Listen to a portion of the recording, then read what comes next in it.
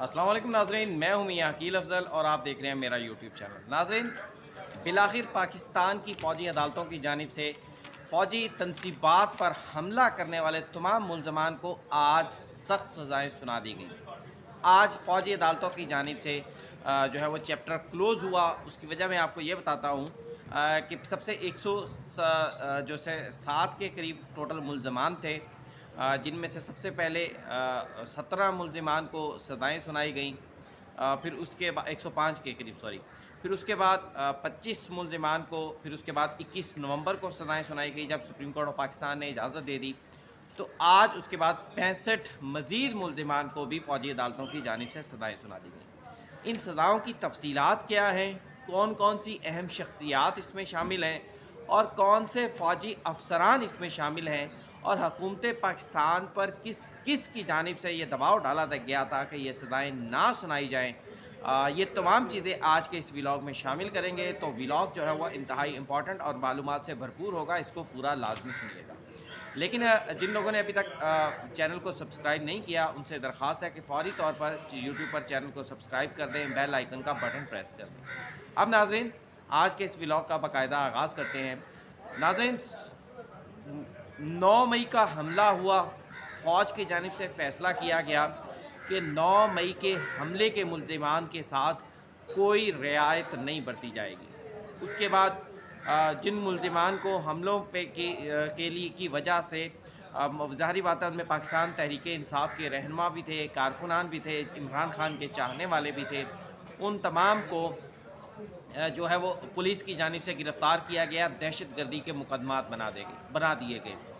और फिर उसके बाद जब फ़ौज ने फ़ैसला कर लिया कि ये मुकदमात हमने फ़ौजी अदालतों में चलाने हैं और मुलज़िमान को सख्त सज़ाएँ देनी हैं ताकि निशान इबरत बन जाए और आइंदा कोई भी पाकिस्तानी हो या गैर पाकिस्तानी हो, वो फ़ौज की तरफ और फ़ौजी तनसीबात की तरफ देखने की जुर्रत ना करे।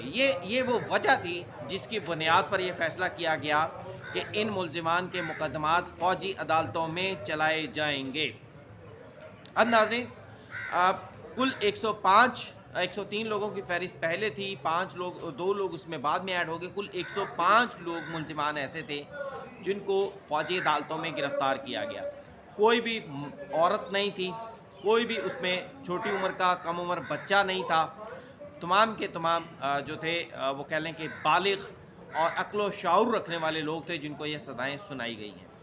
सबसे पहले जिनकी माइनर मुकदमा थे, 2 साल 3 साल सज़ाएँ वाले जो मुलज़िमान थे, उनके फ़ैसले हुए और उन फ़ैसलों में तकरीबन 17 लोगों के फ़ैसले पहले हो गए। फिर उसके बाद 21 नवंबर को 25 मुलज़िमान के फ़ैसले हुए और उसके बाद आज बकिया 65 लोग थे, उनके भी फ़ैसले कर दिए गए। अब फ़ौजी अदालतों की जानिब से तमाम मुलज़मान को सज़ाएँ सुना दी गई हैं। अब ये बहुत बड़ा प्रेशर था हुकूमत पाकिस्तान पर। यूरोपीय यूनियन की जानिब से जब ये 21 नवंबर को फ़ैसले सुनाए गए तो यूरोपीय यूनियन की जानिब से बाकायदा एलामिया जारी किया गया। पाकिस्तान में ख़बरें लगाई गईं कि जनाब GSP प्लस स्टेटस जो है यूरोपीय यूनियन में पाकिस्तान का, वो ख़तरे में है।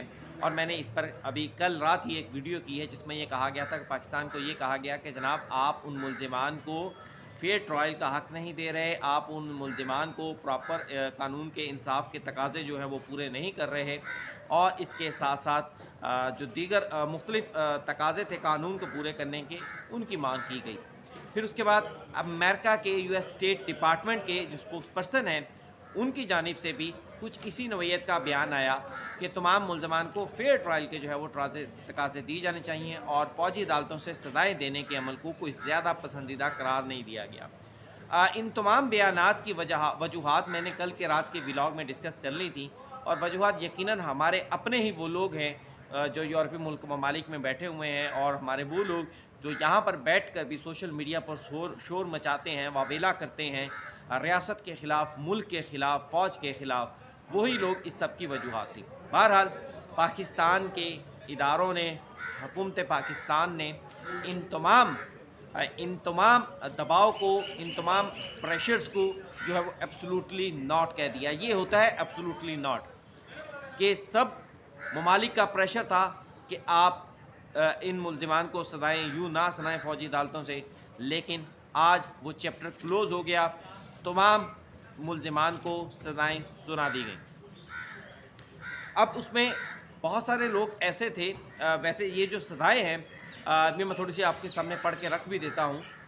तकरीबन वही 2 साल से लेकर 10 साल के दरमियान ये सज़ा है, और इसमें सबसे टॉप पर जो अहम शख्सियत है जिसका सब लोगों को इंतज़ार था, वो था इमरान खान के भांजे हसन न्याज़ी का। हसन न्याज़ी के वालिद हफीज़ुल्लाह न्याज़ी, ये मेरे पीछे आपको सुप्रीम कोर्ट नज़र आ रही होगी, हर पेशी पर यहाँ सुप्रीम कोर्ट ऑफ पाकिस्तान में आते थे, और उनकी जानिब से हमेशा यही कहा जाता था कि मेरा बेटा बेकसूर है। हालांकि वो बेकसूर नहीं था, उसकी वीडियोस हमलों की 9 मई को हमने खुद देखी थी।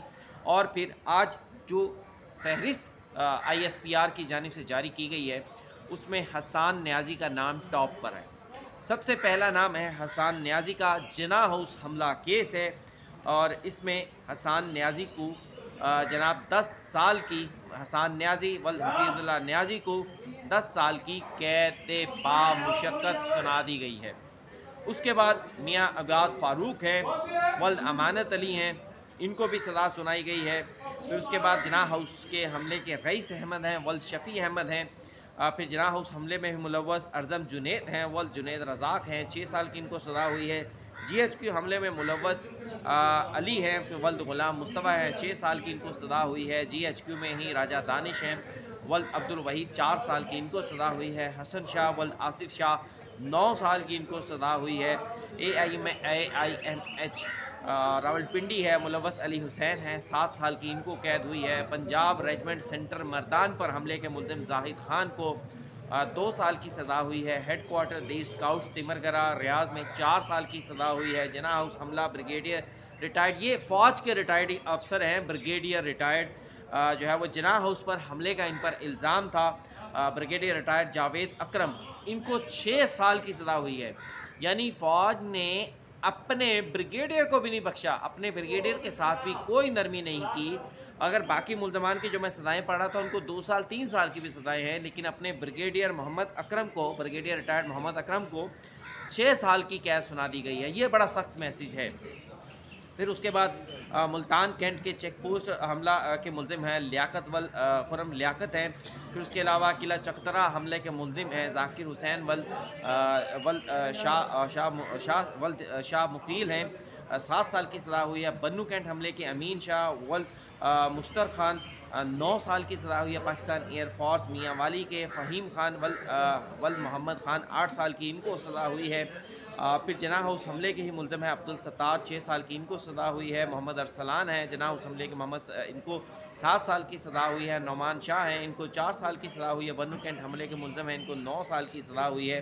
और फिर इसी तरह जो है वो फैसलाबाद ISI के दफ्तर पर अमजद अली साहब हैं, इनको 2 साल की सज़ा हुई है। मोहम्मद रहीम हैं, इनको 6 साल की सज़ा हुई है। फिर इसके अलावा ग्रुप कैप्टन है, एक group captain Mohammad Waqas Ahmed Mohsin, group captain Waqas Ahmed Mohsin, इनको 2 साल की सज़ा हुई है। तो नाज़रीन, हमारे मुल्क की रियासत की जानिब से मैंने मुख्तसर नाम पढ़े हैं, तमाम नाम नहीं पढ़े, लेकिन जो अहम नाम थे, जो फ़ौजी अफसरान इसमें शामिल थे, उनके नाम आपके सामने पढ़े हैं। और जो अहम शख्सियात थी जिनका हसन न्याज़ी जैसे, जिनका सबको इंतज़ार था कि उनके साथ क्या होता है, क्योंकि ये मैसेज होता कि आया हमारी फ़ौज ने इस हवाले से कोई नरमी करनी है या नहीं करनी, इस्टेब्लिशमेंट ने इस हवाले से कोई नरमी का फ़ैसला करना है या नहीं करना। लेकिन आज के फ़ैसलों ने ये बड़ा वाज़ेह तौर पर कर दिया है कि फ़ौज पर हमला करने वालों के साथ कोई नरमी नहीं होगी। और मैं आपको ये भी बताता चलूँ कि बहुत सारे लोग, बहुत सारे सोर्सेज ये भी कह रहे हैं कि इस हमले में अगर अभी 2 मुल्ज़मान की सज़ाएँ बाकी हैं, कहा यह जा रहा है कि साबका DG ISI फैज़ हमीद का ताल्लुक भी 9 मई से किसी न किसी हद तक था। और दूसरा जो मरकज़ी मुल्ज़िम है इमरान खान न्याज़ी, जिसने ये सारा हमला प्लान किया, जिसने लोगों को तरग़ीब दी कि आपने इस तरफ जाना है और इस तरफ नहीं जाना, जिसने लोगों को कहा कि जनाब अगर मुझे गिरफ़्तार किया गया तो आपने हमला कहाँ करना है, जिसका ये बयान भी सामने आया था कि अगर मुझे कोई गिरफ़्तार करेगा तो लोगों को मालूम है उन्होंने कहाँ जाना है। फिर यहाँ सुप्रीम कोर्ट में इमरान खान ने यह बयान दिया था कि जब मुझे इस अंदाज से गिरफ़्तार करेंगे तो फिर ये सब कुछ ही होगा।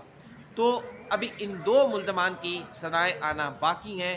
जो मुल्ज़मान पाकिस्तान तहरीक-ए-इंसाफ के रहनुमा हों या साबका फ़ौजी रिटायर्ड अफ़सरान हो जो इन हमलों में मुलव्वस थे, उन सबको सज़ाएँ फ़ौजी अदालतों की जानिब से आज सुना दी गई हैं। तमाम 105 मुल्ज़मान की सज़ाओं का अमल जो है वो मुकम्मल हो चुका है। तो नाज़रीन, आज के व्लॉग में इतना ही। मुझे दीजिए इजाज़त। अल्लाह हाफ़िज़।